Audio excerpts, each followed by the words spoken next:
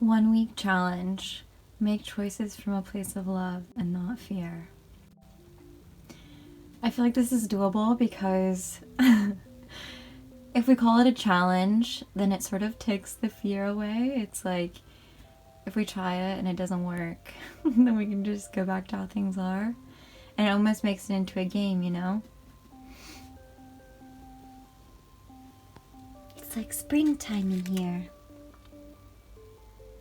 I also wrote, is this a limiting belief thought or a receiving thought? Yeah, I always ask myself that, and I catch myself. I think sometimes we are always sort of, as humans, trying to think what like the worst case scenario could be, but a lot of times the worst case scenario isn't even that bad anyway, you know? Yeah, you know what, guys? I wasn't going to make a video this week. My birthday is this week, but I have some things on my heart that I feel like if I just don't share it now, then time will go by and I'll forget. And I really want this to be the last video before my birthday. So normally I would do these types of videos like on my podcast, on my Patreon. So this is going to be probably like a voiceover video. But I want to talk about letting go, which was a big lesson I've learned this year around projects, around how attachment can actually do the opposite of what we want. If we are too attached to something, it actually keeps the magical energy from being able to flow in, because we're basically telling the universe that we don't need it, that we've got it under control. So I want to talk about that and stop abandoning ourselves to make other people happy. Before we get into the video, I do just want to say thank you guys so much for all the love on my journal that has just been released. I will link that down below. It's a beautiful journal. I'm very proud of it. It's of... Oh no, everything's falling. This is a little postcard that I wrote to myself. I am that girl in the car. But yeah, this is the painting that is on the cover of the journal. So yeah, if you guys want to get one of those, I will link that down below, but let's get into today's video. So to begin, I just want to ask you guys a question. Well, actually, as it is a Purple Palace video, we must always start with 2 affirmations to raise our energy. And it's not just because we're in voiceover mode that we're not going to do those. So I hope you guys are having a really amazing week and end of January. I hope that you feel such good energy and you feel so supported and loved this year, and that you just remember that you're never alone, because your guides and your spirits are always with you. And if you don't believe in that, just know that you always have a friend in me. So 2 little affirmations to start is, everyone around me loves me and wants the best for me. And I'm a shining star. I really love those ones. I think they're very visceral and they just light up my heart. So look at yourself in the mirror and tell yourself, I'm a shining star. Okay, so I'm like currently sitting in my bed just like crisscross applesauce. And I'm imagining that you guys are with me and we're just chilling and having dinner. So I just want to start by asking you guys, has there ever been something in your life that you just wanted so badly, and you felt like the more that you wanted it, the more it just was getting away from you, or you just felt like it was almost like the energy of you wanting that thing sort of did the opposite effect? It's actually really crazy because I can think of a couple examples in my life where I wanted something really badly, and I had this idea in my mind that the harder I work at this thing, the more it's like surely going to happen. And the only times that I've really gotten what I have wanted or desired is when I let go and released the need for a certain outcome. I'll give you like two very specific examples of this. The first was around my YouTube channel. When I started my YouTube channel, I was trying to post like regularly, but like nothing was happening. And at a certain time, I was like, whatever, I'm just gonna stop posting. I started an internship doing set decorating, and it had been like a couple months and I hadn't posted. And then suddenly one day, I'm getting like all of these notifications on my phone that one of my videos was like randomly blowing up. And I was like, this is so weird because, you know, all this time that I thought like, oh, I need to be posting regularly and staying on top of this and controlling the situation. Well, actually, it's when I just don't even think about it at all. Something happens. So that's the first example. And I thought that maybe that was just an anomaly, but this is something that has come up again and again in my life.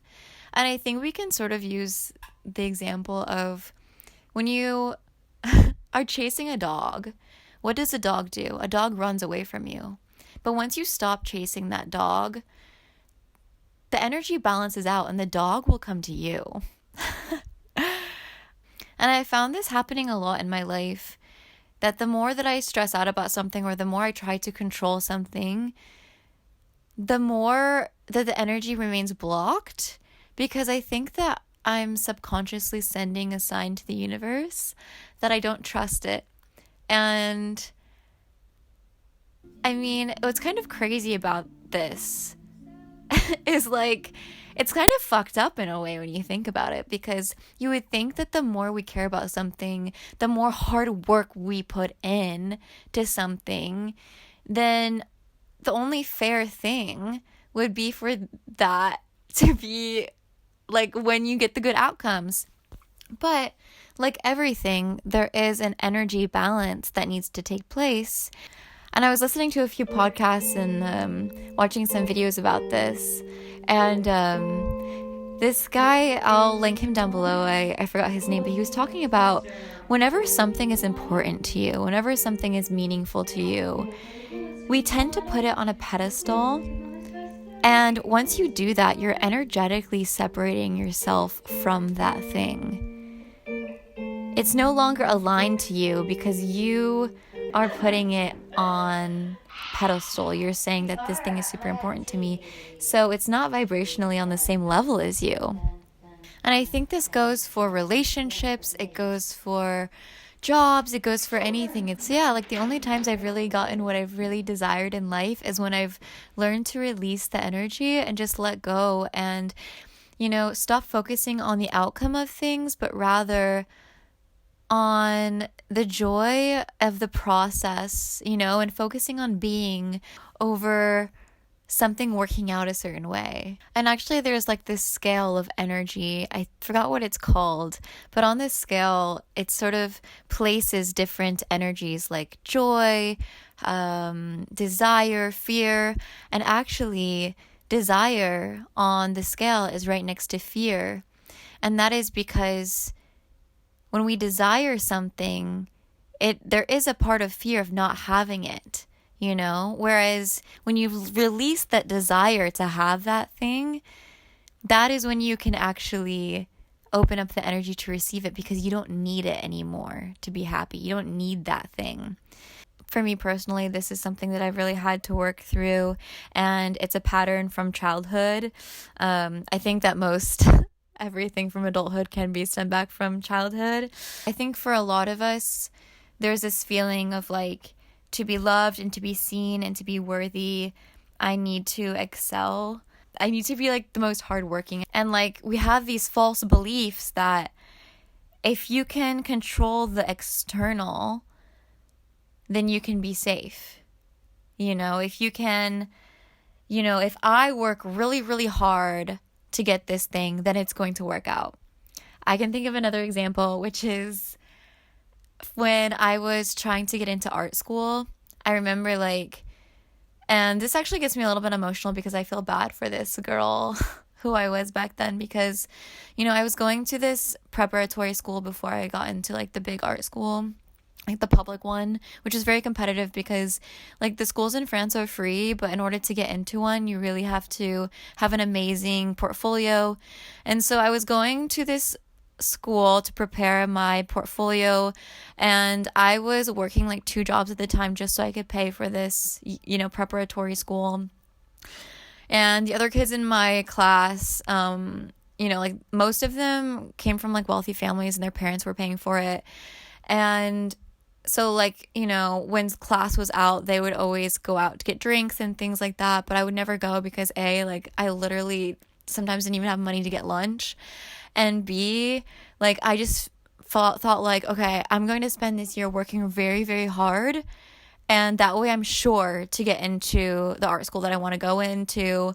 Whereas like everyone else was like partying and, my portfolio was really good too. Like I'm not to like brag or anything, but like I just spent all of my time working on it. But when it came to, the admissions, things just like kept going wrong. Like at my interview at the Beaux-Arts de Paris, which is like one of the biggest art schools in Paris, like my computer crashed like in front of the jury, and that was like one of my only options because I had to stay in Paris because at the time I was in a relationship and I wasn't going to leave Paris. Anyway. And the other kids who were in my preparatory school, like they all got in.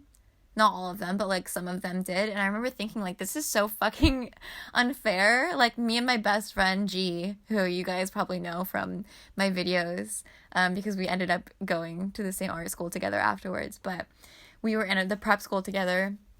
And I just remember we were like, we've worked so hard. We would always get like the highest notes in the prep school, and then we don't get into the school we wanted to go to. And I remember I was like devastated. I was like, I can't believe this. Like I spent the whole year working so hard and I never allowed myself to go out for drinks. I never allowed myself to party or anything like that. And these kids that were just like partying the whole year got in.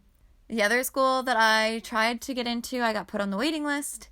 And I didn't think that I was going to get in after being in the waiting list. So that summer I found a nanny job and like I just sort of let go of that dream because I was like, I literally can't pay to go to another year of preparatory school.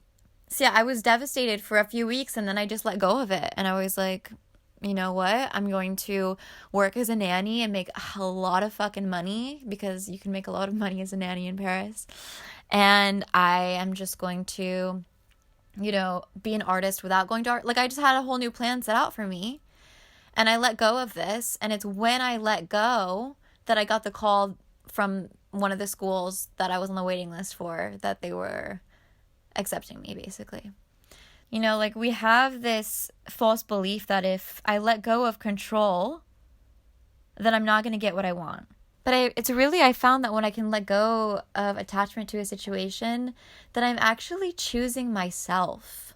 I'm choosing myself because I'm saying that like I believe in myself enough and I believe in my destiny that I don't need to hold on to this energy and this outcome because no matter what, I'm going to be okay.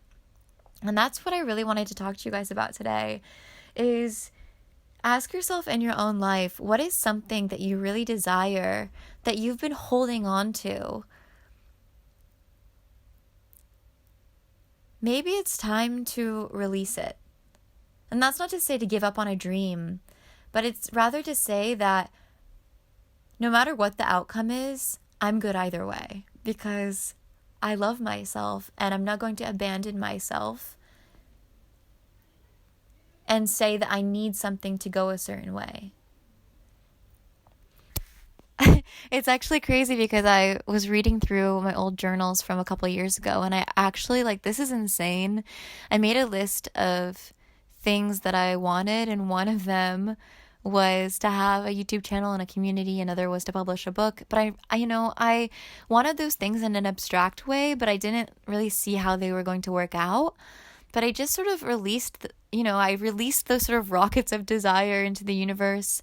And, I think that sometimes we're not ready for we have to sort of build up to becoming ready to receive certain things. For example, the day that I hit like 100,000 subscribers, it was an amazing milestone and I was so excited. But, if you told me like 10 years ago that one day I'd have a YouTube channel with 100,000 subscribers or more, I wouldn't have believed you. I'd be like, oh my God, like I think I would have like peed my pants or something, because it seemed vibrationally out of possibility. Whereas by the time I hit 100,000 subscribers, I had been, like gaining traction for a little while.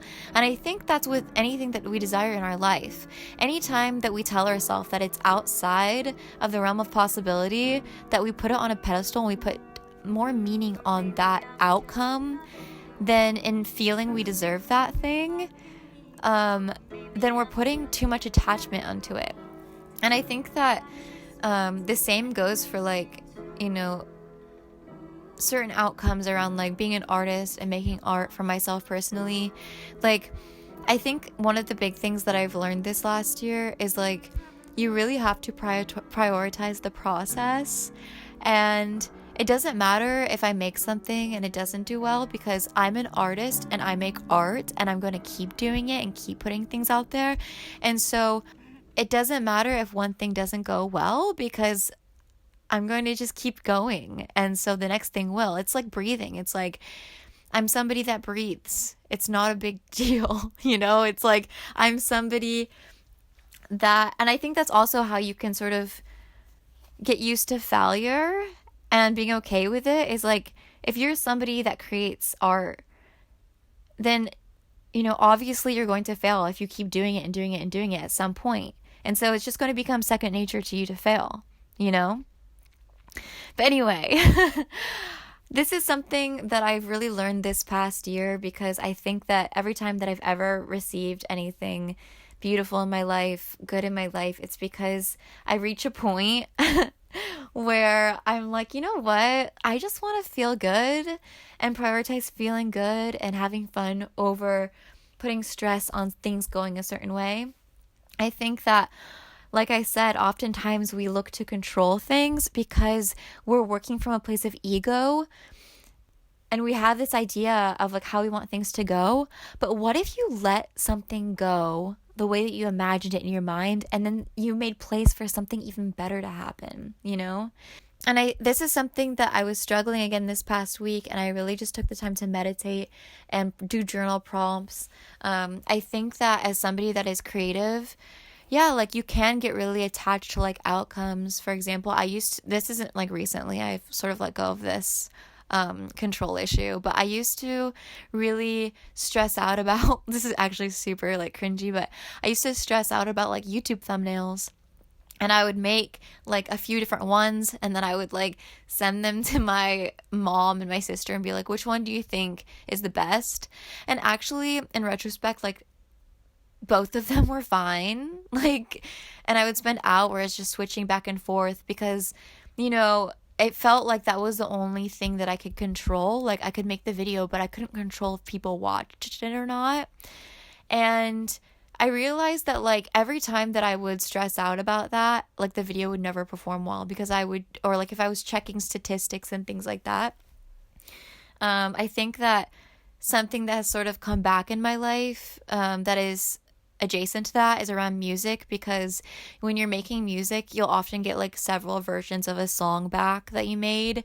And there'll be very slight differences, but there's like this part of me that's like, well, what if I pick the wrong one? Or like, what if, but actually what I've realized is that desire and that need to control is coming from a place of fear, of I don't have the outcome, needing a specific outcome.